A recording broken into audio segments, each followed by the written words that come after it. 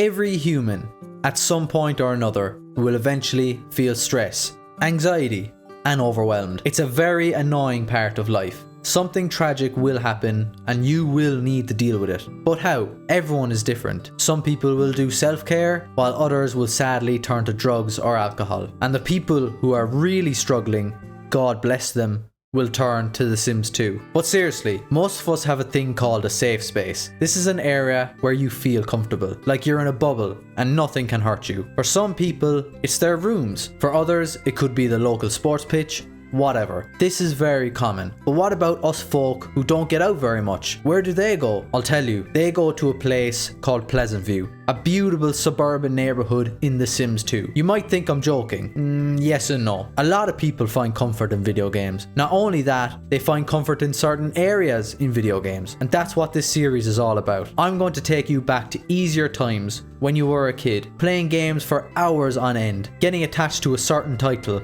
without even realizing it. If you haven't figured it out already, today we will be talking about Pleasant View in The Sims 2.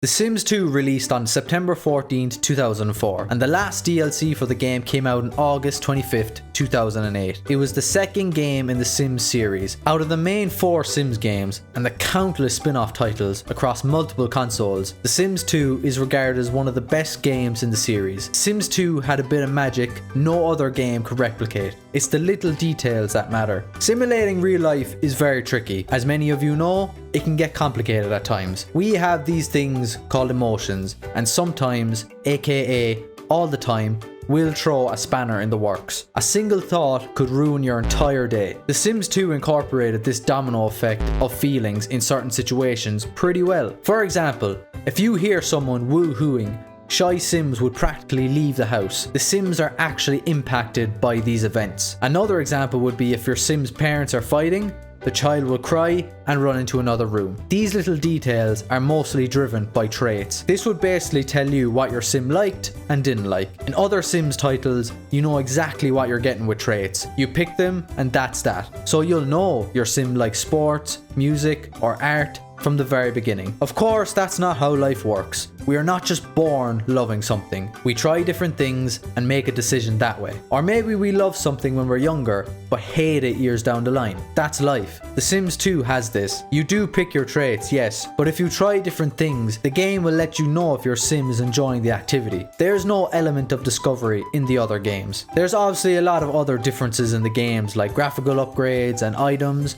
I won't go into it here, but trust me, The Sims 2 did it the best. It is very clear that they put a lot more effort into The Sims 2 than any other game. Little details make it feel more immersive, and that's exactly what you want in a simulation game, for it to feel more real. Here's my favorite little detail. If you go on a murderous rampage and kill all your Sims in the neighborhood, the game will pop up a text basically tell you to calm the f down. Also, they show you a dating profile advert for the Grim Reaper. Enjoys long walks on the beach. These are the main reasons The Sims 2 is loved way more than the rest. And with that out of the way, let's talk about Pleasant View.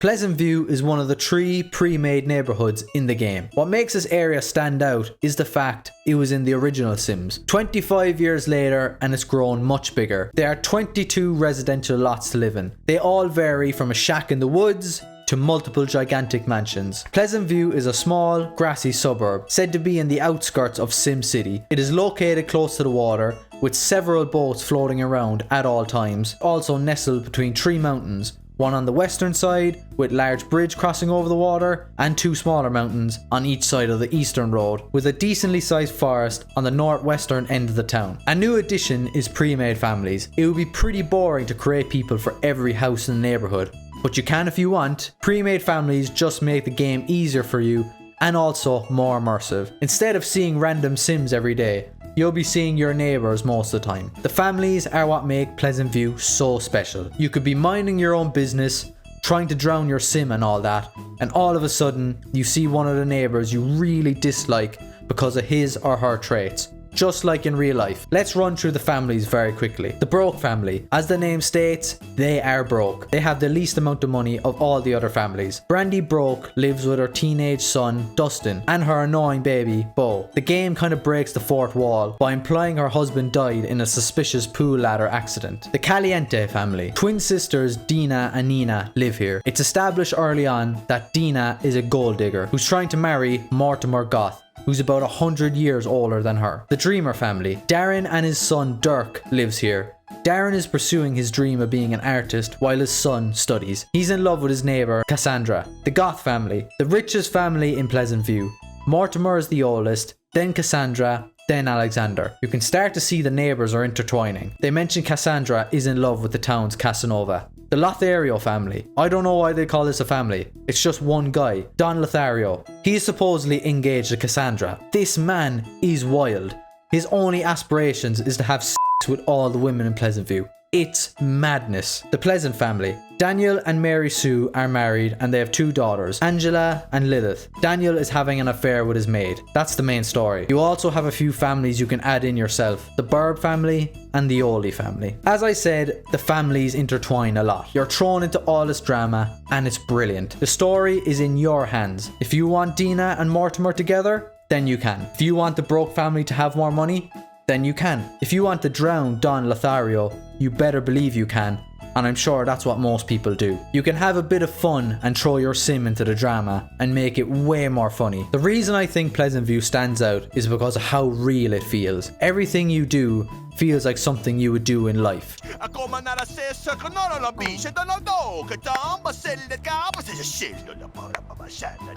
Immersibility is what makes a location in a video game feel like a safe space. The Sims is what we call a virtual dollhouse. The sense of control is what makes these dollhouses stand out the most. Think of the Grand Theft Auto games. Hey, Carl. Hey, what the fuck, man? What makes them so fun? For me, it's control and not having to deal with your consequences. And that's exactly what makes it so fun. You can murder every sim in the world and nothing can happen to you, except the game telling you to chill out. Let's look at real dollhouses. Why do kids always have them? It's to offer them a chance to explore and act out situations from real life in a safe and inconsequential way. Exactly what The Sims is. Sorry about the psychological bullshit. It is crucial as to why Pleasant View is so well known and why a lot of people find comfort there. The actual location for Pleasant View is stunning. The word that pops into my head is cozy. It's right on the shoreline and it's surrounded by mountains, so you have something around you all the time. The wooded area adds to the cozy vibe, making sure that everything's bunched together. The other worlds don't really suit me because they are too empty. Not enough houses and too much empty fields. It is truly a special place.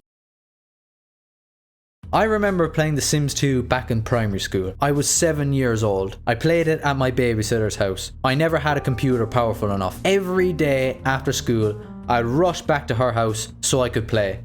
I had the best time ever. It was just so surreal. That was me in the game. I can do whatever I want. Get rich, get married, kill other Sims. A 7-year-old shouldn't have this sort of power.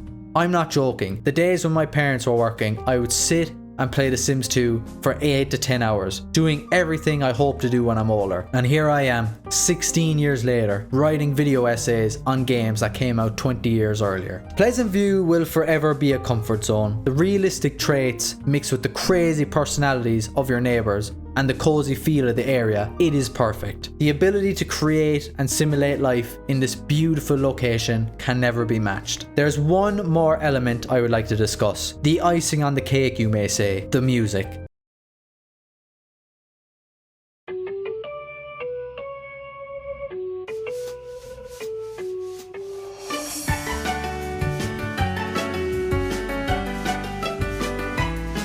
The second I hear The Sims 2 intro music, I get hit with a serious wave of nostalgia. It adds to the beauty of Pleasant View. And with that, I'm going to leave you with this. The Sims 5 is rumoured to release in the next year or so, but I can promise you, I'll still be playing The Sims 2. It is the best game in the series. Hopefully, The Sims 5 will revive the magic it once had. Even if it all goes tits up, at least we know we'll always have Pleasant View on The Sims 2. Thank you so much for watching.